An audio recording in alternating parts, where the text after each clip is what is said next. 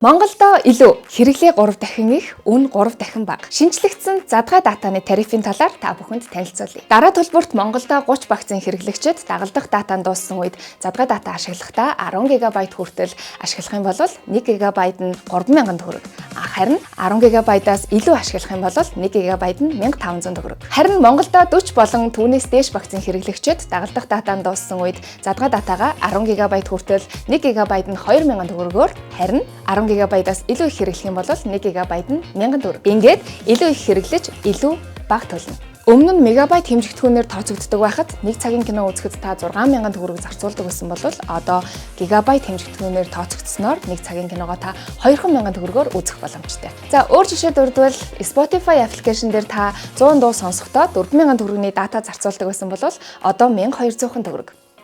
Харин PUBG тоглоомын нэг удаагийн тоглолтыг 3000 төгрөгөөр тоглодог байсан бол одоо ердөө 1000 төгрөг. Ингээд таны дагалдах дата дууссан ч та санаа зовох хэрэггүй. Илүү үйлдэл хийхгүйгээр шууд өндөр хурдаар датагаа ашиглаарай. Монголдо илүү.